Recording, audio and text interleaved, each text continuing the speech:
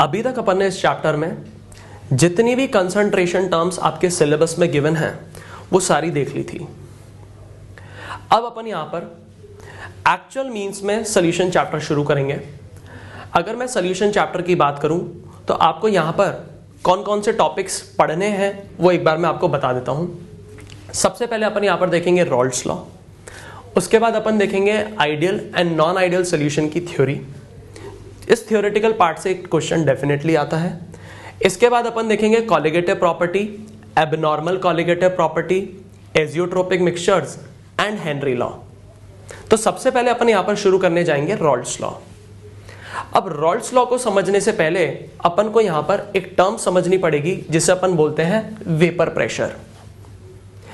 Vapour pressure अगर मैं नाम से इसका मतलब निकालना चाहूं तो मतलब क्या निकल कर आ रहा है, वेपर का प्रेशर कहलाता है वेपर प्रेशर।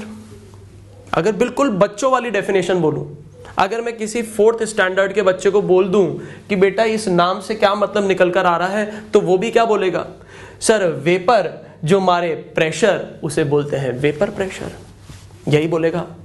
पर क्या अपन 4th क्लास में पढ़ते हैं? नहीं, अपन बड़े हो चुके हैं। तो अपन को इस टर्म को थोड़ा सा डिटेल में देखना पड़ेगा। हां, अगर मैं सिर्फ नाम से मतलब निकालना चाहूं तो मैं यही बोलूंगा वेपर जो मारे प्रेशर उसे बोलते हैं वेपर प्रेशर। और ये डेफिनेशन किसी पॉइंट तक बिल्कुल सही है, पर इसको थोड़ा सा अपन डिटेल में देखेंगे। इस टर्म को समझने से पहले मुझे एक बात ये जाननी पड़ेगी कि ये जो टर्म है अपन कहां पर यूज करेंगे। वॉलेटाइल सब्सटेंसेस के लिए ये टर्म यूज करेंगे या नॉन वॉलेटाइल सब्सटेंसेस के लिए यूज करेंगे। ये जो वेपर प्रेशर टर्म है ये अपन यूज करेंगे वॉलेटाइल सब्सटेंसेस के लिए। अब वॉलेटाइल और नॉन वॉलेटाइल भी पता होना चाहिए क्या होता है। वॉलेटाइल सब्सटेंसेस वो सब्सटेंसेस होते हैं जिनको मैं अगर खुला छोड़ दूं उड़ जाए। बहुत सिंपल लैंग्वेज में बता रहा हूं, कोई हार्ड एंड फास्ट टूल वाली डेफिनेशन मैं यूज नहीं कर रहा हूं आपके सामने, बहुत बच्चों वाली डेफिनेशन यूज कर रहा हूं। वॉलेटाइल सब्सटेंसेस वो सब्सटेंसेस होते हैं जिनको खुला छोड़ने पर उड़ जाएं, वो वॉलेटाइल, और जो खुला छोड़ने पर ना उड़े वो नॉन वॉलेटाइल। तो वॉलेटाइल सब्सटेंसेस कौन होते हैं? खुला छोड़ने पर जो उड़ जाएं वो वॉलेटाइल, खुला छोड़ने पर जो ना उड़े वो नॉन वॉलेटाइल। तो वेपर प्रेशर जो टर्म है वो किसके लिए एप्लीकेबल है? वॉलेटाइल सब्सटेंसेस के लिए एप्लीकेबल है। ठीक है, तो एक क्वेश्चन का जवाब दीजिए मुझे, वाटर रूम टेम्परेचर पर वॉलेटाइल होगा या नॉन वॉलेटाइल? अब अपन जानते हैं 100 डिग्री सेल्सियस पे तो वॉलेटाइल है, उड़ रहा है वाटर, पर क्या रूम टेम्परेचर पर वाटर वॉलेटाइल होगा या नॉन वॉलेटाइल? बता सकते हैं आप मुझे? रूम टेम्परेचर पर वाटर वॉलेटाइल होता है। एक एग्जाम्पल से समझा सकता हूं मैं। आप जब घर में पोछा लगाते हैं तो पोछा क्या आप 100 डिग्री सेल्सियस पे लगाते हैं?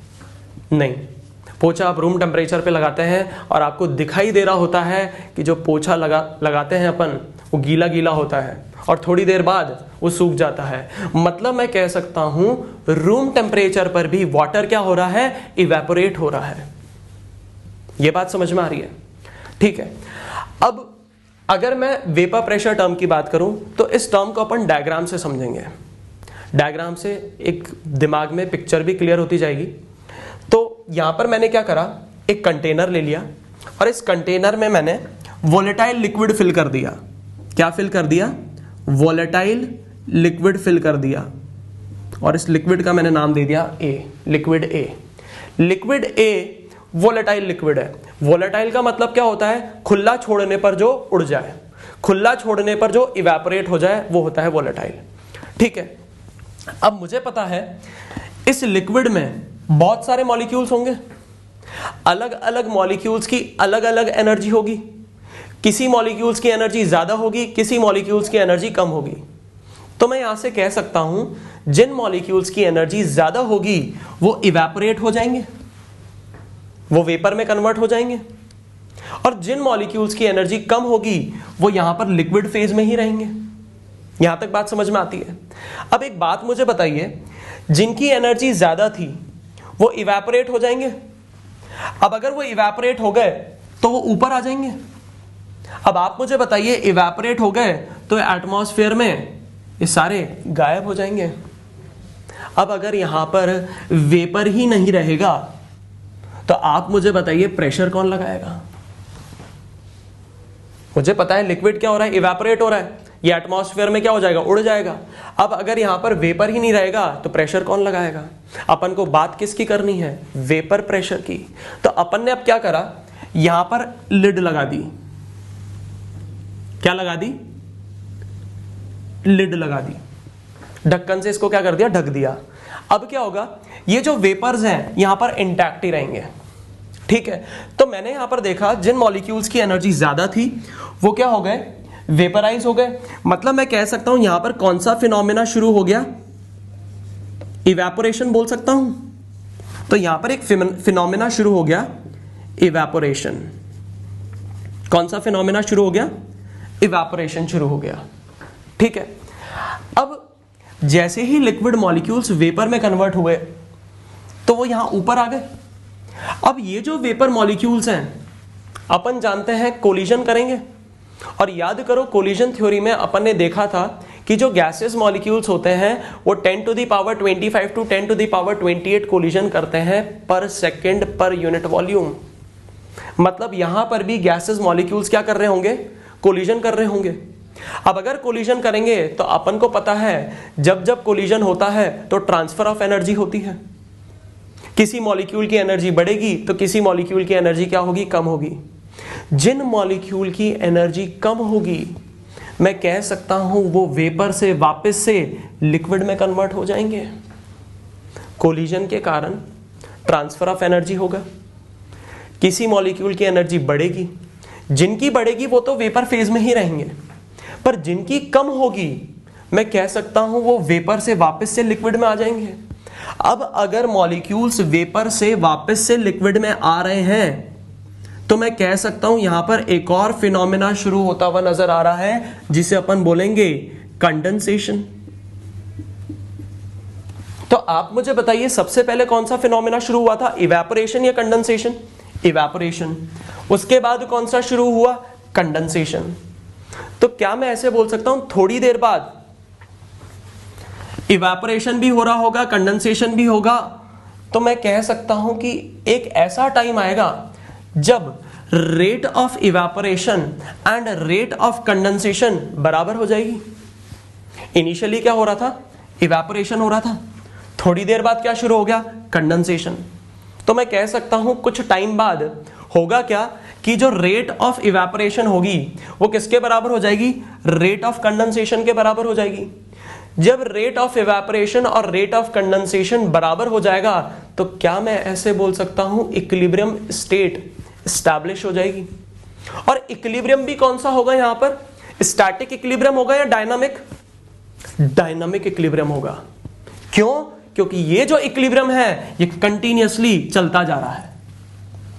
इक्विलिब्रियम कंडीशन आने पर इवेपोरेशन और कंडेंसेशन रुकेगा नहीं, ये साइमल्टेनियसली होता रहेगा। तो मैं कह सकता हूं यहां पर इक्विलिब्रियम एस्टैब्लिश हो रहा है, और इक्विलिब्रियम भी कौन सा होगा, डायनामिक इक्विलिब्रियम। डायनामिक इक्विलिब्रियम की कंडीशन पर ये जो वेपर मॉलिक्यूल्स होंगे वो इस लिक्विड सरफेस पर जितना प्रेशर लगाएंगे उसे ही अपन वेपर प्रेशर बोलते हैं। तो मैंने यहां डेफिनेशन लिख रखी है। डेफिनेशन क्या लिख रखी है, pressure exerted by vapour when liquid and its vapour are in dynamic equilibrium, उसे बोलते हैं वेपर प्रेशर। एक बार वापस से समझेंगे इसको। हुआ क्या था, सबसे पहले इवेपोरेशन फिनोमेना शुरू हुआ, उसके बाद कंडेंसेशन फिनोमेना शुरू हुआ। एक टाइम ऐसा आएगा जब रेट ऑफ इवेपोरेशन और रेट ऑफ कंडेंसेशन क्या हो जाएगा, बराबर हो जाएगा। जब रेट ऑफ इवेपोरेशन और रेट ऑफ कंडेंसेशन इक्वल हो जाएगा तो कौन सा स्टेट आ जाएगा, डायनामिक इक्विलिब्रियम। डायनामिक इक्विलिब्रियम की स्टेट पर ये जो वेपर मॉलिक्यूल्स हैं इस लिक्विड सरफेस पर जितना प्रेशर लगाएंगे उसे बोलते हैं वेपर प्रेशर। ये बात समझ में आ रही है अब? तो आप मुझे बताइए यहां पर डायनामिक इक्विलिब्रियम किसके बीच में एस्टैब्लिश हुआ, लिक्विड और वेपर के बीच में। तो मैंने यहां पर लिख लिया liquid is in dynamic equilibrium with vapour. कौन सी रिएक्शन कहलाएगी, एंडोथर्मिक रिएक्शन।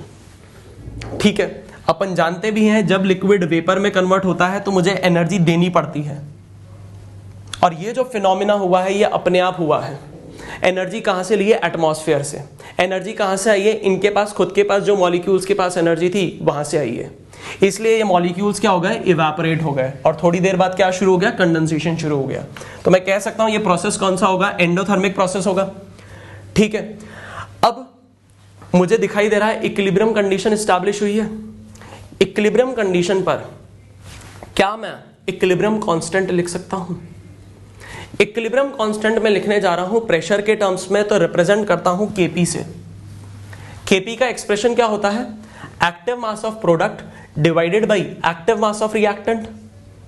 अगर मैं प्रोडक्ट की बात करूं तो प्रोडक्ट में मुझे दिखाई दे रहा है वेपर, मुझे लिखना है केपी, मतलब equilibrium constant in terms of pressure लिखना है। तो मैं बोल सकता हूं pressure of vapour, pressure of vapour divided by active mass of reactant. Pure liquid है और प्योर लिक्विड का एक्टिव मास अपन जानते हैं कितना होता है? 1। तो केपी की वैल्यू किसके बराबर आ गई? प्रेशर ऑफ वेपर के बराबर। और pressure of vapour at dynamic equilibrium ही क्या कहलाता है? वेपर प्रेशर कहलाता है। केपी की वैल्यू किसके बराबर थी? प्रेशर एक्सर्टेड बाई वेपर, इसी के बराबर थी। एंड मैं जानता हूं कि pressure exerted by vapour at dynamic equilibrium ही क्या कहलाता है? Vapour pressure. तो क्या मैं बोल सकता हूं केपी की वैल्यू किसके बराबर होगी? वीपी के बराबर। बहुत ही इंपॉर्टेंट एक्सप्रेशन है कि मैं कह सकता हूं केपी किसके बराबर होगा? वीपी के बराबर होगा। क्लियर है यहां तक? अब याद करिए, आपने इक्विलिब्रियम में पढ़ा होगा कि जो इक्विलिब्रियम कांस्टेंट होता है वो किस बात पर डिपेंड करता है? टेम्परेचर पे डिपेंड करता है। तो मैं कह सकता हूं अगर मैं टेम्परेचर यहां पर कांस्टेंट रखूंगा तो केपी की वैल्यू क्या रहेगी? कांस्टेंट। अगर केपी रहेगा कांस्टेंट तो कह सकता हूं वेपर प्रेशर भी क्या रहेगा? कांस्टेंट रहेगा।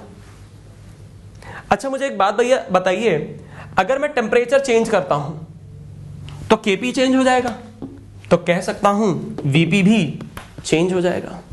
तो मैंने यहां पर एक लाइन लिख ली, vapour pressure of a pure liquid is constant at constant temperature. Vapour pressure of a pure liquid is constant at constant temperature.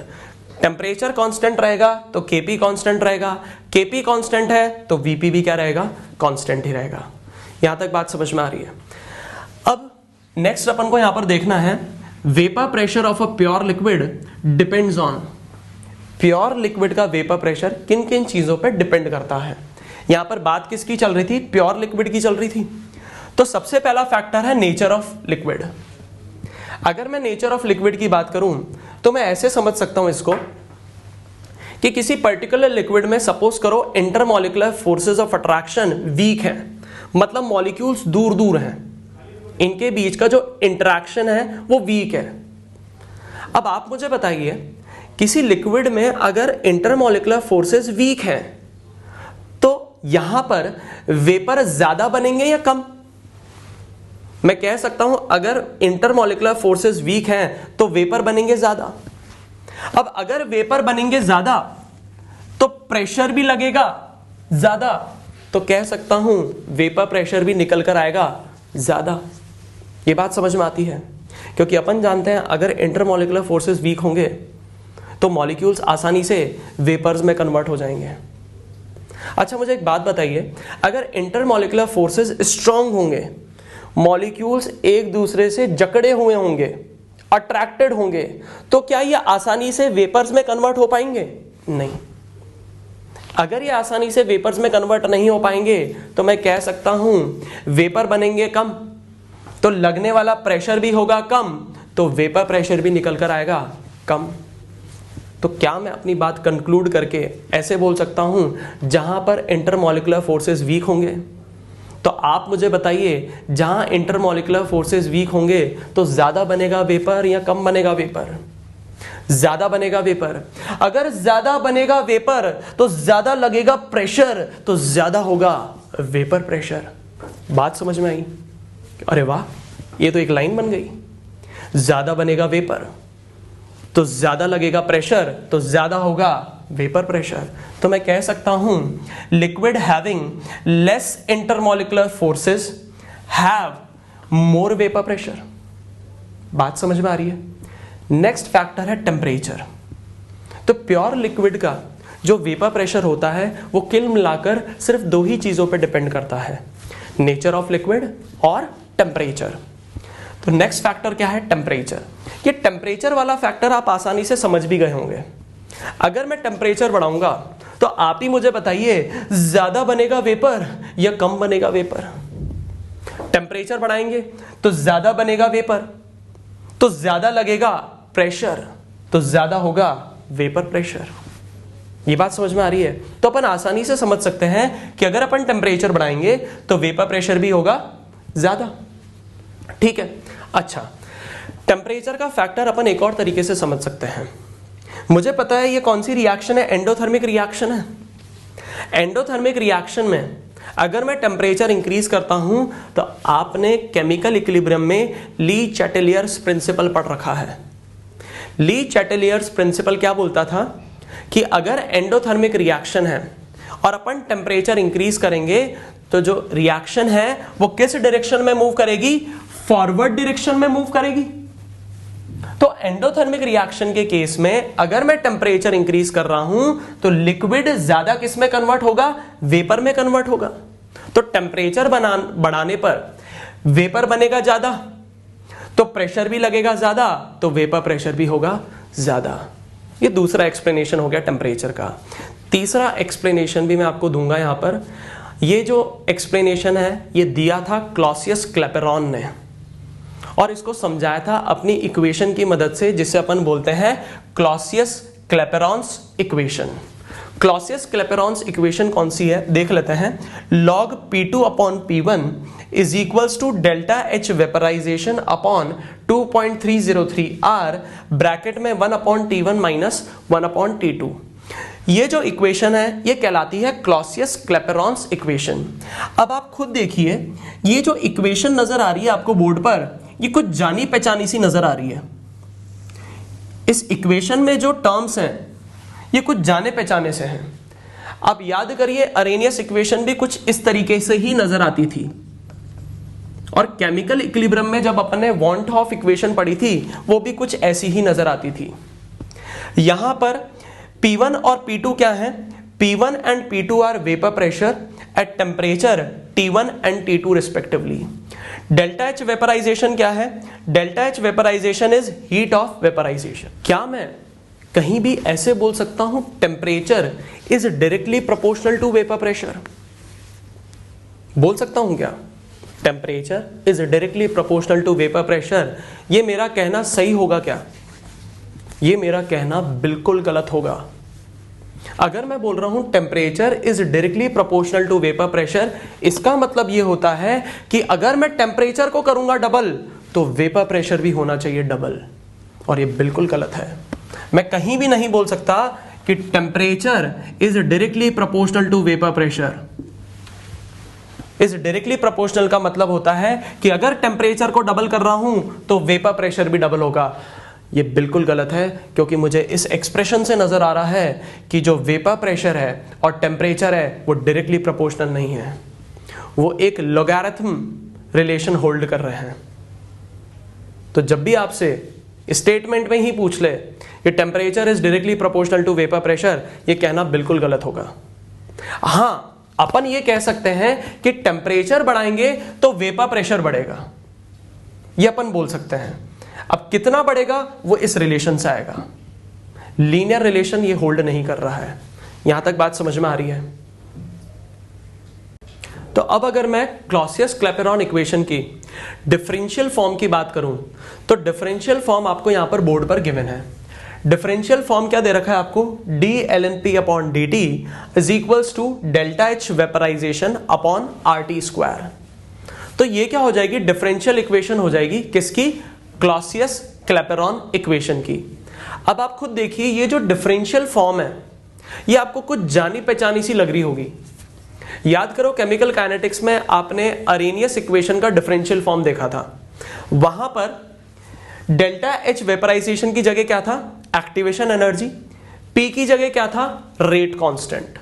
तो जो डिफरेंशियल फॉर्म है वो लगभग लगभग सिमिलर ही है, ठीक है। अब यहां पर एक नोट में पॉइंट मैंने दे रखा है। पॉइंट क्या कह रहा है, vapour pressure of a pure liquid does not depend on amount of liquid, size of container and space available for vapour. इसका मतलब क्या है, मुझे पता है प्योर लिक्विड का जो वेपर प्रेशर होता है वो सिर्फ और सिर्फ दो ही चीजों पे डिपेंड करता है। पहला क्या हो जाएगा, नेचर ऑफ लिक्विड, दूसरा क्या हो जाएगा, टेम्परेचर। मतलब मैं कह सकता हूं दुनिया में बाकी जितने भी फैक्टर्स होंगे उस पर vapour pressure of pure liquid depend नहीं करता है। क्यों नहीं करता है, क्योंकि डिपेंड सिर्फ किस पे करता है, इन दोनों पर। तो मैं कह सकता हूं vapour pressure of pure liquid किस बात पे डिपेंड करेगा, नेचर ऑफ लिक्विड पे डिपेंड करेगा, टेम्परेचर पे डिपेंड करेगा, और किस बात पे डिपेंड नहीं करेगा, अमाउंट ऑफ लिक्विड पे डिपेंड नहीं करेगा, साइज ऑफ कंटेनर पे डिपेंड नहीं करेगा, और स्पेस अवेलेबल फॉर वेपर पे भी डिपेंड नहीं करेगा। इस चीज को अपन एक बहुत सिंपल से एग्जाम्पल से समझ सकते हैं।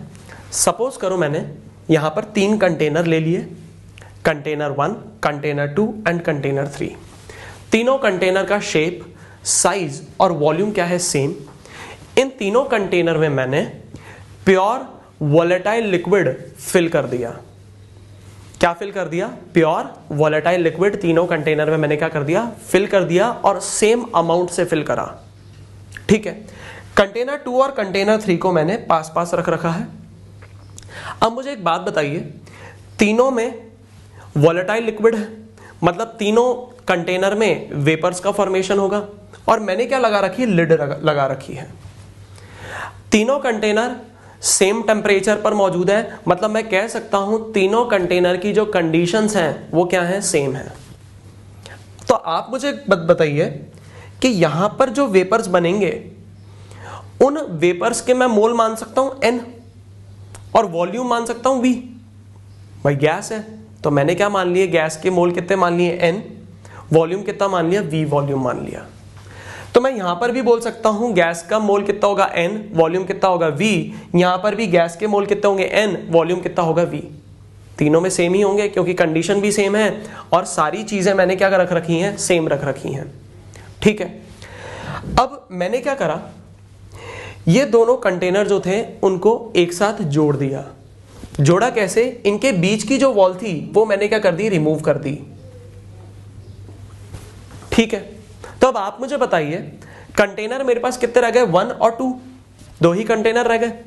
आप मुझे बताइए दोनों कंटेनर में अमाउंट ऑफ लिक्विड सेम है क्या, नहीं। साइज ऑफ कंटेनर सेम है क्या, नहीं। Space available for vapour same है क्या, नहीं। पर वेपर प्रेशर सेम निकल कर आएगा। देखते हैं कैसे।